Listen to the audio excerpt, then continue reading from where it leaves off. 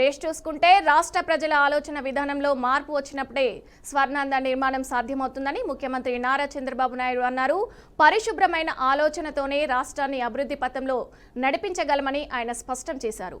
కాకినాడ జిల్లా పెద్దాపురంలో నిర్వహించిన స్వర్ణాంధ్ర స్వచ్ఛంద్ర సభలో పాల్గొన్న ఆయన ప్రజలను ఉద్దేశించి ప్రసంగించారు. ఈ ప్రపంచంలో ఏది వృధా కాదని, చెత్త నుంచి కూడా సంపదను సృష్టించవచ్చని అన్నారు. వైకుంఠపాలి ఆటలు మన రాష్ట్రానికి వద్దు, మనకు అభివృద్ధి కావాలని చెప్పారు. అసెంబ్లీలో ప్రతిపక్ష స్థానం దక్కలేదు, అందుకే బయట విషం చిమ్ముతున్నారంటూ వైసీపీ నేతలపై సీఎం మండిపడ్డారు. అంటే ఇల్లు మంది, ఆ రోడ్డు మాత్రం మంది కాదు. అక్కడి నుంచి ఆ ఇంట్లో రోడ్డు మీద ఉండే చెత్త అంతా కుళ్ళి మళ్ళీ ఆ వాసన రూపాన మీ ఇంటికే వస్తుంది. అంటే అంటువ్యాధులు రావడానికి మీరు చూస్తే ఎక్కడికక్కడ ఈ చెత్త ఇవన్నీ కనీసం మనం వాడినటువంటి మురుగు నీరు కూడా బయట పోనీయకుండా మన ఇంటి ముందరనే ఉండడం, అక్కడ పురుగులు ఇవన్నీ తయారు కావడం, దీంతో అనేక అంటువ్యాధులు వచ్చి చాలా ఇబ్బందులు వచ్చే పరిస్థితి వచ్చింది. పోయిన గవర్నమెంట్ మీరు చూశారు, చెత్త మీద పన్నేశారు కానీ చెత్త కూడా తీలే. మామూలుగా 85 లక్షల మెట్రిక్ టన్నులు చెత్త అన్ని టౌన్స్లో పరేసి మున్సిపాలిటీలు చెత్త చేసి వదిలిపెట్టారు. హైదరాబాద్ గాంధీ భవన్లో కాంగ్రెస్ రాజకీయ వ్యవహారాల కమిటీ సమావేశం జరిగింది. ఏఐసీసీ వ్యవహారాల ఇన్ఛార్జ్ మీనాక్షి నటరాజన్ అధ్యక్షతన జరుగుతున్న ఈ సమావేశానికి CM Revanth Reddy, deputy CM బట్టి విక్రమార్క, పీసీసీ చీఫ్ మహేష్ కుమార్ గౌడ్, మంత్రులు, కమిటీ సభ్యులు హాజరయ్యారు.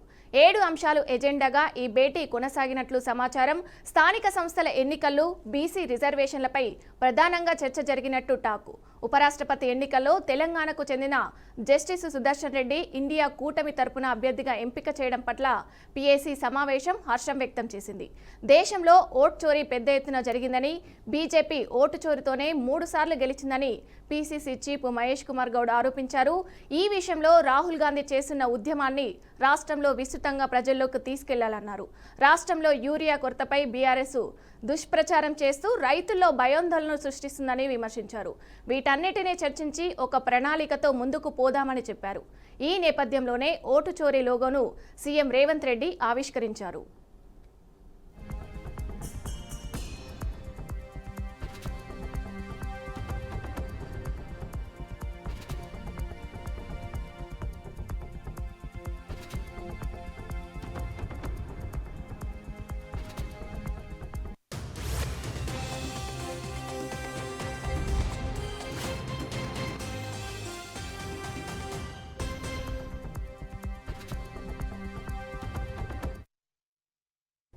ఆంధ్రప్రదేశ్లో టీడీపీ కూటమి ప్రభుత్వం అనుసరిస్తున్న ఆర్థిక విధానాలపై మాజీ ముఖ్యమంత్రి, వైఎస్ఆర్ కాంగ్రెస్ పార్టీ అధినేత వైఎస్ జగన్మోహన్ రెడ్డి తీవ్ర స్థాయిలో విమర్శలు గుప్పించారు. రాష్ట్ర ఆర్థిక పరిస్థితి ఆందోళనకరంగా ఉందని, ఆదాయం తగ్గిపోయి అప్పులు విపరీతంగా పెరిగిపోతున్నాయని ఆయన ఆరోపించారు. అన్ని స్థాయిలలో అవినీతి పెరిగిపోవడమే ఈ దుస్థితికి కారణమని ఆయన ఆరోపించారు. కాగు లెక్కల ఆధారంగా రాష్ట్ర ఆర్థిక దుస్థితిని వివరిస్తూ టీడీపీ కూటమి ప్రభుత్వం కేవలం 14 నెలల కాలంలోనే 1,86,361 కోట్లు అప్పు చేసిందని జగన్ పేర్కొన్నారు. తమ ప్రభుత్వం 5 ఏళ్లలో చేసిన మొత్తం అప్పులో ఇది 56% సమానమని ఆయన పోల్చి చెప్పారు. ఎన్నికల ముందు రాష్ట్ర ఆదాయాన్ని పెంచుతామని, అప్పులను తగ్గిస్తామని హామీ ఇచ్చిన టీడీపీ కూటమి ఇప్పుడు అందుకు విరుద్ధంగా వ్యవహరిస్తుందని విమర్శించారు. అధికారం చేపట్టిన అనతి కాలంలోనే ఇంత భారీగా అప్పులు చేయడం ప్రభుత్వ వైఫల్యానికి నిదర్శనమని అన్నారు.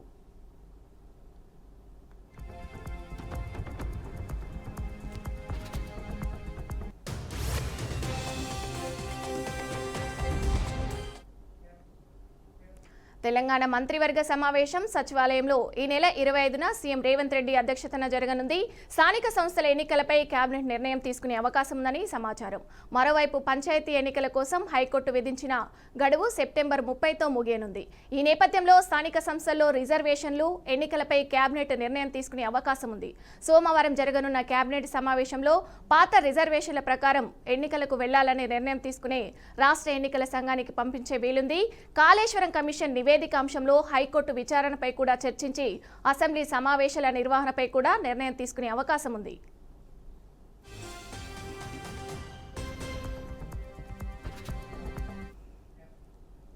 ఆంధ్రప్రదేశ్లో స్మార్ట్ రేషన్ కార్డులపై పౌర సరఫరాల శాఖ మంత్రి నాదెండ్ల మనోహర్ కీలక ప్రకటన జారీ చేశారు. రాష్ట్రంలో స్మార్ట్ రేషన్ కార్డుల పంపిణీ ఆగస్టు 25 నుంచి ప్రారంభమవుతుందని ప్రకటించారు. ఆగస్టు 25 నుంచి సెప్టెంబర్ 15 వరకు 4 విడతల్లో కార్డులు పంపిణీ చేస్తామని అన్నారు. రాష్ట్ర వ్యాప్తంగా 1.45 కోట్ల కుటుంబాలకు ఈ స్మార్ట్ కార్డులను ఉచితంగా ఇంటింటికి అందజేయనున్నట్టు పేర్కొన్నారు. అలాగే కొత్తగా దరఖాస్తు చేసుకున్న వారికి 6.70 లక్షల మంది లబ్ధిదారులు కూడా స్మార్ట్ రేషన్ కార్డులు పంపిణీ చేయనున్నట్టు మంత్రి తెలిపారు. ఈ కార్డులు ఏటీఎం కార్డు సైజులో క్యూఆర్ కోడ్తో ఉంటాయని మంత్రి నాదెండ్ల మనోహర్ వివరించారు. ఉచితంగా ఇప్పుడు ఎవరికైతే కార్డ్స్ ఉన్నాయో వారందరికీ కూడా కొత్తగా దాదాపు 6,71,000 మందికి మనం నమోదు చేసుకున్న వాళ్ళకి కూడా ఈ అవకాశం కల్పించి ఒక భారీ స్థాయిలో టెక్నాలజీని ఉపయోగించుకుంటూ బహుశా భారతదేశంలో ఎక్కడ కూడా ఇప్పటి వరకు ఇటువంటి కార్యక్రమం జరుగుండదు. ఎందుకంటే ఎలక్షన్ కమిషన్ కూడా చాలా సమయం తీసుకుంటుంది. కానీ 25వ తారీఖున ప్రారంభించబోయే ఈ కార్యక్రమం క్షేత్ర స్థాయిలో ఇంటింటికి వెళ్లి అందించడానికి కోసం కూడా ఒక ప్రయత్నం చేయబోతున్నాం. సో గ్రామ సచివాలయం, వార్డు సచివాలయం డిపార్ట్మెంట్ తో టైఅప్ చేసుకుని ఈ కార్యక్రమాన్ని రాష్ట్ర వ్యాప్తంగా 1,45,00,000 కుటుంబాలకి అందించే విధంగా ఈ స్మార్ట్ రైస్ కార్డ్స్ తీసుకొచ్చాం. ఇదివరకు కూడా మీ అందరికి కూడా వివరించాం. మేము దీంట్లో చాలా స్పష్టంగా కేవలం ప్రభుత్వ చిహ్నాలు, ఎవరైతే ఫ్యామిలీ హౌస్ హోల్డ్ హెడ్ ఉంటారో వాళ్ళ ఫోటో ఒక్కటే ఉంటుంది. సేఫ్టీ మెజర్ గా క్యూఆర్ కోడ్ ఉంటుంది. వెనక వైపు కుటుంబ సభ్యుల వివరాలు, అదే విధంగా ఒక కస్టమర్ టోల్ ఫ్రీ నంబర్ లాగా ఒక హాట్ లైన్ ఒకటి ఏర్పాటు చేసి 1967 అనేది. రాష్ట్ర ఐటీ పరిశ్రమల శాఖ మంత్రి శ్రీధర్ బాబు కీలక వ్యాఖ్యలు చేశారు. సాధారణంగానే ఏదైనా మంచి పని చేసేటప్పుడు కొందరు కావాలని అడ్డుపడతారంటూ మూసీ విషయంలోనూ ఇదే జరుగుతుందని చెప్పారు. భావితరాల కోసం మూసీ ప్రక్షాళన చేసి తీరుతామని, వెనక్కి తగ్గేదే లేదని ఆయన తేల్చి చెప్పారు. నీటి వనరుల పరిరక్షణలో ఇతర రాష్ట్రాలకు తెలంగాణను రోల్ మోడల్గా నిలుపుతామని శ్రీధర్ బాబు స్పష్టం చేశారు. నగరాల అభివృద్ధికి సరైన ప్రణాళికే పునాది అని అన్నారు. పర్యావరణం సుస్థిరత లేకుండా ఆర్థిక అభివృద్ధి సాధ్యం కాదన్నారు. భవనాలను నిర్మించడమే అభివృద్ధి కాదని, ప్రస్తుత పరిస్థితుల్లో పర్యావరణ పరిరక్షణతో కూడిన వృద్ధి ఆవశ్యకమన్నారు.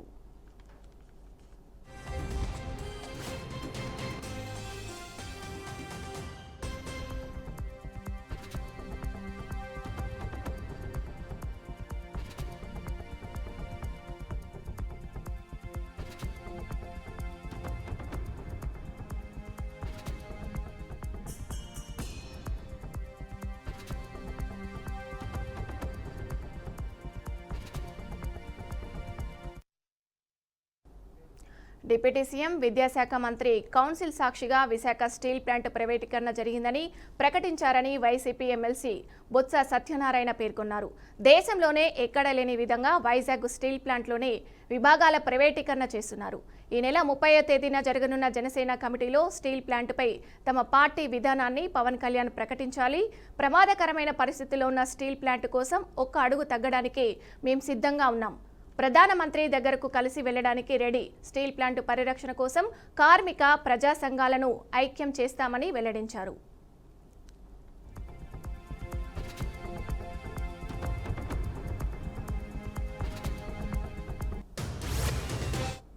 దేశంలో ఏ ప్లాంట్ లో జరిగిందో ఇది ఎందుకు విశాఖపట్నం ప్లాంట్ లో జరుగుతుంది చెప్పండి డిప్యూటీ సీఎం గారు.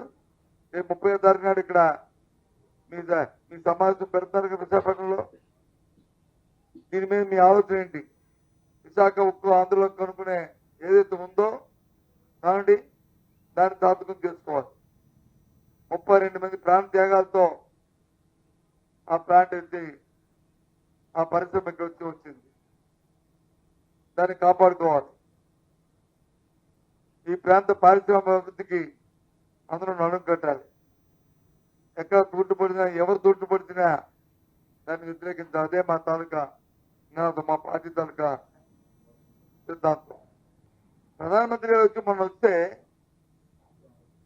గిన్నీస్ బుక్ గురించి ఆలోచించారు కానీ స్టీల్ ప్లాంట్ గురించి ఆలోచించలే.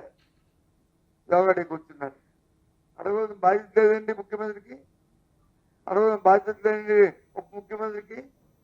అడగవలసిన బాధ్యత లేదండి ఆ వేదిక ఉన్న మంత్రికి. అందుకే మాతో కలిసి వచ్చే పార్టీలన్నింటినీ కలుపుకొని ఉద్యమం చేయడానికి నిర్ణయించాం. ఉద్యమ సంఘాలన్నింటినీ కూడా అందరికీ కూడా పిలిపిస్తున్నాం. ప్లాంట్ పరిరక్షణ కోసం ఎవరైతే ప్రయత్నిస్తారో వాళ్ళందరినీ కూడా పిలిపి కర్ణాటకలోని ప్రసిద్ధ పుణ్యక్షేత్రం ధర్మస్థలంలో వందల మృతదేహాల ఖననం ఆరోపణల కేసులో కీలక పరిణామం చోటు చేసుకుంది. ఆ మృతదేహాలను తానే పూడ్చిపెట్టానని ప్రకటించుకున్న ఒకప్పటి పారిశుద్ధ కార్మికుడు ముసుగు వ్యక్తి భీమాను తాజాగా సిట్ అధికారులు అరెస్ట్ చేశారు.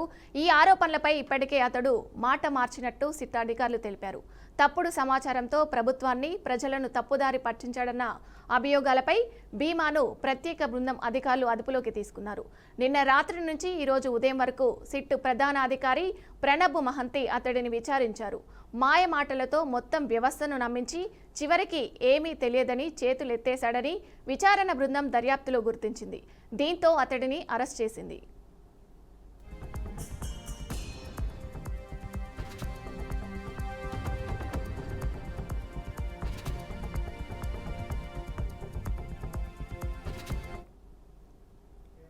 శుక్రవారం తిరుపతి జిల్లాలోని పుత్తూరులో మాజీ మంత్రి నారాయణస్వామిని లిక్కర్ స్కామ్ కేసులో సిట్ అధికారులు సుదీర్ఘంగా విచారించారు. ఇందులో భాగంగానే మద్యం కుంభకోణంలో తనకు ఎలాంటి ప్రమేయం లేదని నారాయణస్వామి శనివారం స్పష్టం చేశారు. తాను ఎవరిపై ఆరోపణలు చేయలేదని సిట్ అధికారులు అడిగిన ప్రతి ప్రశ్నకు నిజాన్ని చెప్పానన్నారు. కొన్ని మీడియా ఛానల్స్లో తప్పుడు వార్తలు ప్రచారం చేసినట్లు ఆయన ఆవేదన వ్యక్తం చేశారు. ప్రస్తుతం మద్యం స్కామ్ పేరుతో తప్పుడు కేసులు నమోదు చేస్తున్నారని ప్రభుత్వంపై విమర్శలు గుప్పించారు. ఆధారాలేమీ లేకుండానే కేసులు పెడుతున్నారని ఫైర్ అయ్యారు. గత 5 ఏళ్లలో మద్యం ప్రభుత్వమే విక్రయించిందని స్పష్టం చేశారు.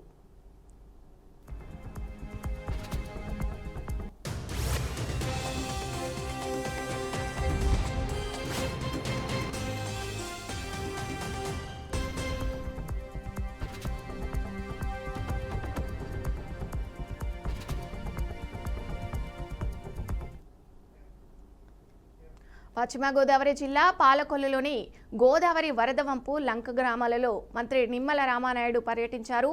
పేద లంక కనకాయలం గ్రామంలో వరద నీటిలోనే నడుస్తూ ప్రజల సాధక బాధలను అడిగి తెలుసుకున్నారు. గత 5 ఏళ్ల పాలనలో వరదలొస్తే రీఏరియలు సర్వే పేరుతో గాలిలో చేసిన వాగ్దానాలు గాలిలోనే కలిసిపోయాయని ఆయన మండిపడ్డారు. కూటమి ప్రభుత్వంలో చిన్నపాటి వరదొచ్చినా గడపకు నీరు తాకకుండానే చంద్రబాబు ఆదేశాల మేరకు మంత్రులు, ఎమ్మెల్యేలు, అధికారులు క్షేత్రస్థాయిలో పర్యటించి సాధన బాధకాలు తెలుసుకుంటున్నారని తెలిపారు. గత ఎన్నికల సమయంలో ఇచ్చిన మాట నిలబెట్టుకునేలా వంతెన పనులకు త్వరలో టెండర్లు పిలిచి ఏజెన్సీకి అప్పగిస్తామని అన్నారు. కొద్దివేళ తగ్గుతుంది. రాత్రి నుంచి కొంచెం తగ్గుముఖం పట్టింది. తక్కువే. లాస్ట్ ఇయర్ కొద్దిగా ఎక్కువ వచ్చింది. 2022లో బాగా ఎక్కువ వచ్చింది. అందుకనే మీకు ఇప్పుడు ఈ బ్రిడ్జ్ కూడా, ఫ్లైఓవర్ బ్రిడ్జ్ కూడా పెట్టాం. కొంచెం ఏదైనా వర్షం, ఇప్పుడు ఇలాంటి వరద వచ్చినప్పుడు కొంచెం ఇబ్బంది లేకుండా ఉంటుందని ఇప్పుడు పడవల మీద వెళ్ళాల్సి వస్తుంది కదా. ఇప్పుడు ఈ పిల్లలు వీళ్ళందరూ ఏమన్నా స్కూల్స్కి వెళ్ళాలన్నా, ఈ పాలు అమ్ముకోవడానికి వెళ్ళాలన్నా, మంచినీళ్ళు తెచ్చుకోవాలనుకున్నా, ఏ రాత్రి అయినా గౌరవ ముఖ్యమంత్రి చంద్రబాబు నాయుడు గారి యొక్క ఆదేశాల సూచనల ప్రకారం ఇవాళ మంత్రులు కానీ, అధికారులు కానీ, ఎమ్మెల్యేలు కానీ క్షేత్ర స్థాయిలో లంక గ్రామాలను సందర్శిస్తూ వాళ్ళ బాధలు, వాళ్ళ కష్టాలు ఏవైతే ఉన్నాయో వాటికి ఎప్పటికప్పుడు పరిష్కారాన్ని చూపిస్తూ ఇవాళ పనిచేసేటువంటి ప్రభుత్వం మన ప్రభుత్వం అని చెప్పి సందర్భంగా తెలియజేసుకుంటూ, అందులో భాగంగా ఈరోజు మనం చూస్తూ ఉన్నాం కనకాయలంక, పెదలంక. మరి చిన్నపాటి వరదలు వస్తే చాలు వీళ్ళ కాజ్వే మునిగిపోయి, మరి ఏ కడుపు నొప్పి వచ్చినా, ఏ పురిటి నొప్పి వచ్చినా, ఏ పాము కాటు వచ్చినా కూడా రాత్రుల్లో పడవలు లేనిటువంటి పరిస్థితి ఈ గోదావరిలో ఉన్నటువంటి పరిస్థితి. పగలైతే ఆ పాలు మరి ఈ యొక్క పరిసర పట్టణాలకు ఇవ్వడానికి కానీ, పిల్లలు స్కూల్కి పోవడానికి కానీ, ఇది మంచినీళ్ళు తెచ్చుకోవడానికి కానీ ఆ పడవల మీదే ఆధారపడి మరి దినదినగండంగా ప్రాణాలు గడుపుతున్నటువంటి పరిస్థితి. దాన్ని గమనించి చంద్రబాబు నాయుడు గారి యొక్క సహకారంతో ఈ కనకాయలంక గ్రామానికి కుకట్పల్లి బాలిక హత్య కేసులో విస్తుపోయే నిజాలు బయటకొచ్చాయి. హత్య కేసుకు సంబంధించిన విషయాలను సిపి అవినాష్ మహంతి, డీసీపీ వెల్లడించారు. బాలిక తమ్ముడి బ్యాటు నచ్చడంతో దాన్ని తీసుకెళ్లేందుకు వచ్చిన బాలుడు దొంగతనం చేశాడు. బాలిక అడ్డుకోవడంతో చిన్నారిని తోసేసి హత్య చేశాడు. 17 ఏళ్లలోనే హత్య చేసి ఆధారాలు మాయం చేసేంత పగడ్బందీగా ప్లాన్ వేసుకున్నాడు. బాలుడు 10ల సంఖ్యలో విచారించగా క్రికెట్ బ్యాట్ కోసం ఆ అపార్ట్మెంట్లోకి వెళ్లానని, పోలీసులనే తప్పుదోవ పట్టించిన క్రిమినల్ ఇంటెలిజెంట్ అని పోలీసులు పేర్కొన్నారు. ఆన్ చేసి ఆ లాక్ చేసి ఎట్లా బయటపడాలి అని చెప్పేసి రాసుకొని లాస్ట్లో మిషన్ డన్ అని రాసుకున్నాడు. అంటే అది ఎప్పుడు రాసుకున్నాం అంటే కొద్దిగా ముందే, అంటే ఒక 1 మంత్ బ్యాక్ రాసుకున్నాం అని చెప్తున్నాడు. అంటే ఆయనకి ముందే ఆ థాట్స్ ఉన్నాయని మనకు అర్థమవుతా ఉంది. బ్యాట్ దొంగతనం కోసం వెళ్ళాడు. లేదు, మనం ఎన్నిసార్లు అడిగినా మనీ గురించి చెప్పడం లేదు. నాకు ఆ బ్యాటు యాక్చువల్గా ఏంటంటే డిసీజ్డ్ వాళ్ళ తమ్ముడు 6 years ఉంటాయి, ఈయన కలిసి క్రికెట్ ఆడేవాళ్ళు. ఆ బ్యాట్ ఈయనకి బాగా నచ్చింది, స్ట్రోక్ బాగా ఉంది, నాకు బాగా నచ్చింది, నాకు ఇవ్వు నేను కూడా ఆడతా అంటే ఇచ్చేవాడు కదా పిల్లవాడు. సో దాంతో నేను ఎట్లయినా దాన్ని సొంతం చేసుకోవాలనే ఆలోచనతో 2-3 daysగా ప్లాన్ చేస్తున్నాను చెప్పాడు దానికోసం. అతను చెప్పింది ఏంటంటే ఇంట్లో ఎవరు లేరు, నార్మల్గా వీళ్ళు ఏంటంటే ఇల్లు దగ్గరికి వేసి వెళ్తారట. సో అట్లానే ఇంటి బోల్ట్ దగ్గరికి పెట్టి ఉంటారు, ఆ దగ్గరికి వేసి ఉంటారని చెప్పేసి వెళ్ళాడు. సడన్గా పాప ఉంది, పాప ఉన్నా కానీ పాప అప్పుడు టీవీ చూస్తుంది, ఇతను వెనక నుంచి వెళ్ళాడు. అంటే అటువైపు తిరిగి చూస్తుంటే ఆ పాప వెనక నుంచి ఒకటే డోర్ ఉంది, వెనక నుంచి అంటే అదే డోరు, ఆ అమ్మాయి అటు తిరిగి ఉంది. ఇట్లా వెళ్ళి ఆ కిచెన్లో ఉంది బ్యాట్ తీసుకొస్తుంటే అప్పుడు ఆ అలికిడికి పాప చూసి దొంగ అని అరిచింది. అరిస్తే అతను పరిగెత్తబోతే ఆ అమ్మాయి పరిగెత్తుకుంటూ వచ్చి చొక్కా పట్టుకుంది అతన్ని. పట్టుకుంటే ఆ కోపంలో తోసేస్తే మంచం మీద పడింది. మంచం మీద పడ్డాక కళ్ళు మూసుకొని విచక్షణారహితంగా పొడి చేశానని చెప్పాడు. అతనికి బేసిక్గా ఈ ఓటీటీల్లో యూట్యూబ్లో ఈ క్రైమ్ థ్రిల్లర్స్, సస్పెన్స్ మిస్టరీలు చూసే అలవాటు బాగా ఎక్కువగా, దాదాపుగా ఒక 5-6 సంవత్సరాల నుంచి అదే పనిలో ఉన్నాడు. స్కూల్ కూడా ఎక్కువ వెళ్ళేవాడు కాదు, ఎప్పుడు ఏదో ఒక తన ఆలోచనలో తనుండి ఇలా ఊహించుకుంటూ ఉండేవాడు. అతనికి స్కూలు ఎగ్గొట్టే అలవాటు ఉండేది. స్కూల్కి వెళ్లకుండా క్రికెట్ ఆడుకోవడం, ఈ ఓటీటీ చూడడం, యూట్యూబ్ చూడడం, ఈ మిస్టరీస్ చూడడం అలవాటు ఉండేది అతనికి. అతను ఎవరైనా చూస్తే వాళ్ళని బెదిరించి రావడం, తర్వాత దాడి చేయటం, ఈ 2 ఉద్దేశాలతో కత్తి తీసుకుపోయినాడు. గ్యాస్ ఆన్ చేసి ఆ లాక్ చేసి ఎట్లా యావజ్జీవ శిక్షను అనుభవిస్తున్న ఖైదీ శ్రీకాంత్ పెరోల్ వివాదం ప్రస్తుతం ఏపీ రాజకీయాలను కుదిపేస్తుంది. అయితే పెరోల్ విషయంలో రాష్ట్ర హోంమంత్రితో వంగలపూడి అనితతో పాటు నెల్లూరు రూరల్ నియోజకవర్గ ఎమ్మెల్యే కోటంరెడ్డి శ్రీధర్ రెడ్డి సహకరించారంటూ వైసీపీ నేతలు తీవ్ర ఆరోపణలు గుప్పిస్తున్నారు. ఈ నేపథ్యంలోనే రౌడీ షీటర్ శ్రీకాంత్ పెరోల్ వివాదంపై తాజాగా ఎమ్మెల్యే కోటంరెడ్డి శ్రీధర్ రెడ్డి స్పందించారు. తాను శ్రీకాంత్ పెరోల్ కోసం లేఖ ఇచ్చిన మాట వాస్తవమేనని అన్నారు.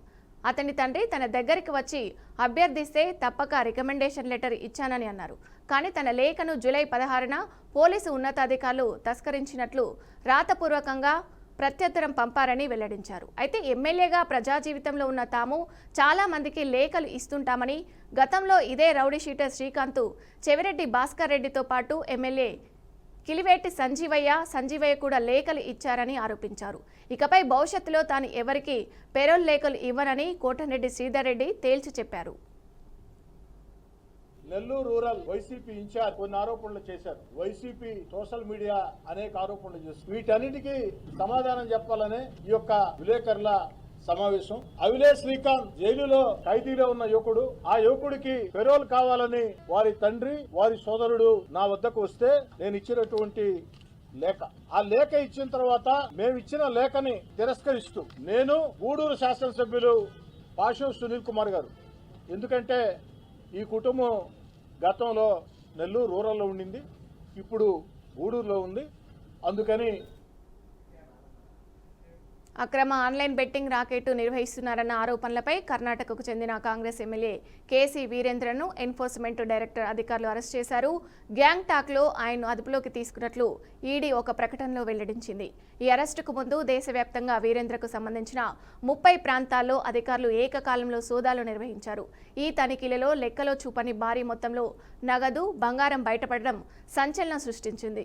సోదాలలో సుమారు 12 కోట్ల నగదు, 6 కోట్ల విలువైన బంగారు ఆభరణాలు, 10 కిలోల వెండి వస్తువులను స్వాధీనం చేసుకున్నట్లు ఈడీ అధికారులు తెలిపారు. పట్టుబడిన నగదులో దాదాపు ₹1 కోటి విలువైన విదేశీ కరెన్సీ కూడా ఉంది. అంతేకాకుండా 4 ఖరీదైన వాహనాలను సీజ్ చేసి వీరేంద్రకు చెందిన 17 బ్యాంకు ఖాతాలను స్తంభింపచేశారు. 2 బ్యాంకు లాకర్లను కూడా తమ ఆధీనంలోకి తీసుకున్నారు.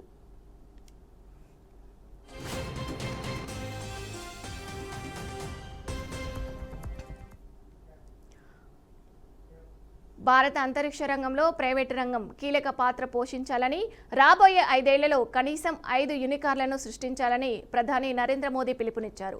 ప్రస్తుతం ఏడాదికి 5గా ఉన్న ఒక రాకెట్ ప్రయోగాల సంఖ్యను 50కి పెంచే దిశగా కృషి చేయాలని ఆయన సూచించారు. శనివారం జాతీయ అంతరిక్ష దినోత్సవం సందర్భంగా ప్రధాని వర్చువల్ విధానంలో దేశ ప్రజలను ఉద్దేశించి ప్రసంగించారు. గత 11 ఏళ్లలో అంతరిక్ష రంగంలో భారత్ సాధించిన విజయాలను ప్రధాని కొనియాడారు. భారత అంతరిక్ష ప్రయాణం మన శాస్త్రవేత్తల ప్రతిభ, నూతన ఆవిష్కరణలకు నిదర్శనమని ఆయన అన్నారు.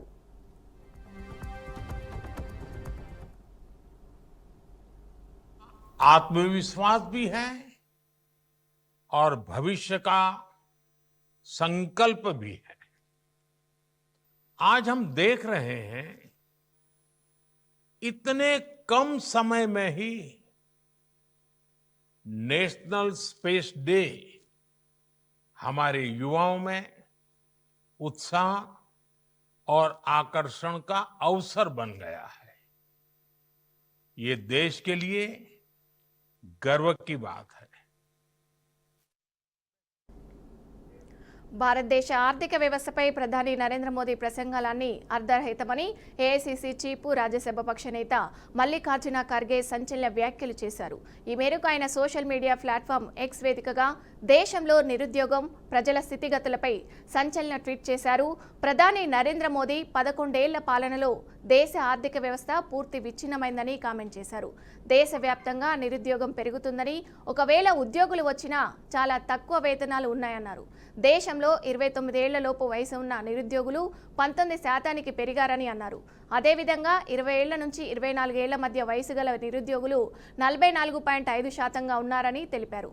దేశంలో 54.8% పట్టభద్రులకు మాత్రమే ఉద్యోగాలు వస్తున్నాయని కామెంట్ చేశారు.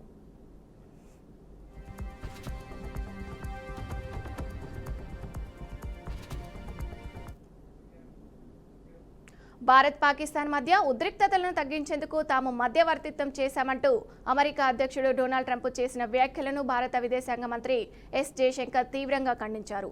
పాకిస్తాన్తో ద్వైపాక్షిక సంబంధాల్లో మూడో దేశం జోక్యాన్ని ఎట్టి పరిస్థితుల్లోనూ అంగీకరించబోని ఆయన స్పష్టం చేశారు. ఈ ఏడాది మే నెలలో భారత్ పాక్ మధ్య 4 రోజుల పాటు నెలకొన్న ఉద్రిక్తతల సమయంలో అమెరికా జోక్యం చేసుకుందని ట్రంప్ పదే చెప్తున్న మాటల్లో నిజం లేదని తేల్చి చెప్పారు. పాకిస్తాన్తో మా సంబంధాలలో మధ్యవర్తిత్వాన్ని మేము అంగీకరించబోమని 1970 నుంచి అంటే దాదాపు 50 ఏళ్లుగా దేశంలో ఒక జాతీయ ఏకాభిప్రాయం ఉంది అని జయశంకర్ అన్నారు.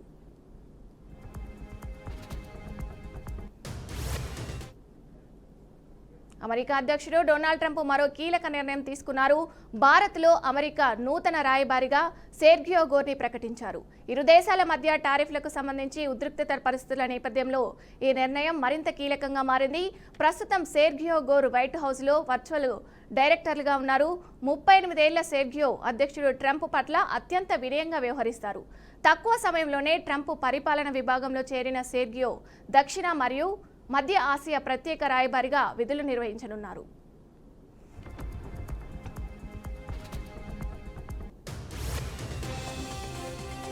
సెర్గియో అతని టీం చాలా తక్కువ సమయంలోనే తమను తాము దేశభక్తులుగా భావించుకునే 4000 మందిని నియమించుకున్నారని తెలిపారు.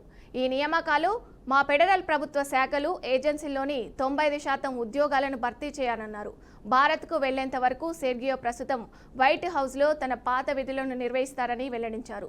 సెర్గియో నాకు గొప్ప స్నేహితుడని, చాలా ఏళ్లుగా నాకు మద్దతుగా ఉన్నారని చెప్పాడు. అధ్యక్ష ఎన్నికల్లోనూ నా విజయం కోసం ఎంతో కృషి చేశాడని, నా బెస్ట్ సెల్లింగ్ పుస్తకాలను పబ్లిష్ చేసినట్లు తెలిపారు. అమెరికా అధ్యక్ష సిబ్బంది డైరెక్ట్గా అతని పాత్ర ఎంతో కీలకమని, ప్రపంచంలోనే అతిపెద్ద జనాభా కలిగిన దేశానికి నా ఎజెండాను నెరవేర్చడానికి, అమెరికాను గొప్పగా తీర్చిదిద్దడంలో సహాయపడడానికి నేను పూర్తిగా విశ్వసించే ఒక వ్యక్తి చాలా ముఖ్యమని ట్రంప్ స్పష్టం చేశాడు. సెర్గియో గొప్ప రాయబారి అవుతాడని, అతడికి నా అభినందనలు అని ట్రంప్ తెలిపారు.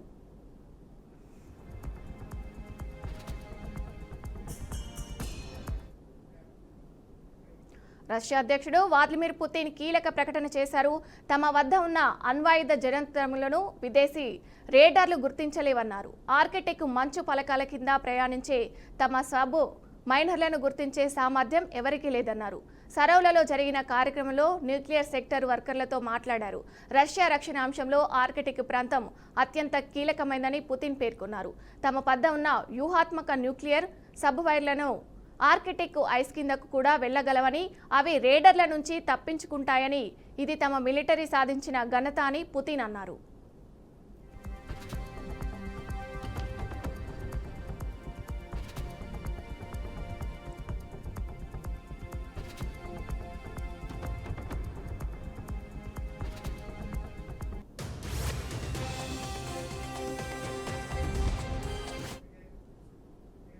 ఇవి bulletin updates. Keep watching BRK news తెలుగుడి సత్తా.